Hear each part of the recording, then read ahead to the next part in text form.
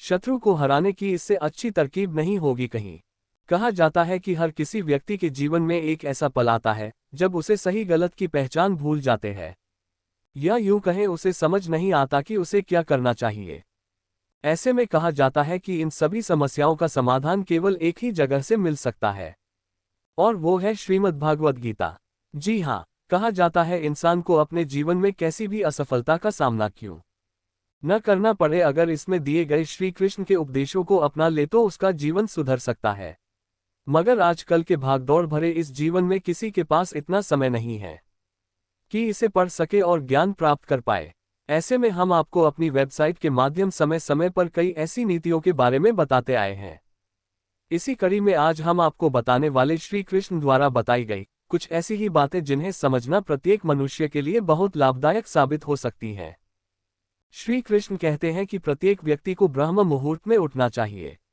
संध्या होने के बाद जब रात्रि का अंधकार सारे संसार को धीरे धारे अपने अंधकार में निगलने लगता है, तो यही अंधकार ब्रह्म मुहूर्त में भोर होने से ठीक पहले तनिक अधिक काला हो जाता है। ठीक ऐसा ही होता मानव जीवन। जब हमारे जीवन की समस्याएं अंत पर होती हैं, तो यही समस्याएं एक भीषण समस्या का रूप लेकर हमारे सामने चुनौती बनकर खड़ी हो जाती है।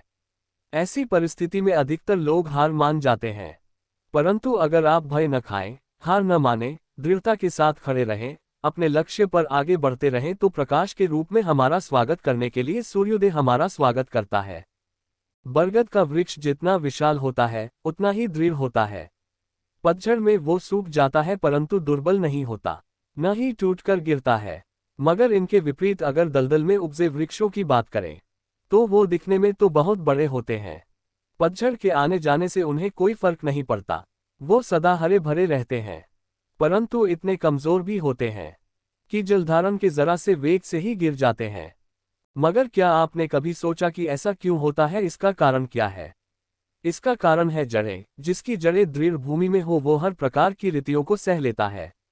इसके विपरीत जिसकी जड़ें दलदल में, वो अपने आप को उन जड़ों के अनुरूप दुर्लभ बना लेता है। कुछ ऐसा ही होता है मनुष्य, जो अधर्म, असत्य, कुकर्म पर उपजा होता है, वो समय की एक मार भी नहीं सह पाता। और जो मनुष्य सत्य से उपजा है वो अपने जीवन की हर समस्या को पार कर जाता है। जिसका अर्थात ये हुआ कि ये आप पर निर्भर करता है कि आप क्या बनना चाहते हैं। हमारे जीवन में मित्र और शत्रु बड़ा महत्व रखते हैं। अगर गंभीरता से सोचा जाए तो कोई ऐसा क्षण नहीं जब हम अपने मित्रों और शत्रुओं के बारे में न सोचते हो। हमारा हर कार्य या तो हमारे मित्रों के हित के लिए होता है या अहित के लिए। हम हर स्थान या अपने मित्रों के साथ होते हैं या शत्रुओं के साथ। कोई नहीं चाहता कि उसका शत्रु खुश न रहे, बल्कि प्रत्येक व्यक्ति चाहता है उसका नाश हो जाए, जिसके लिए वो उसे हर तरह से हानि पहुंचाने की भी कोशिश करता है। परंतु एक ऐसा भी मंत्र है जिसमें अपनाकर आपके उपरोक्त काम नहीं करने पड़ेंगे और आपके सारे शत्रुओं का नाश भी हो जाएगा, और वो मंत्र है शत्रु को मित्र बनाना।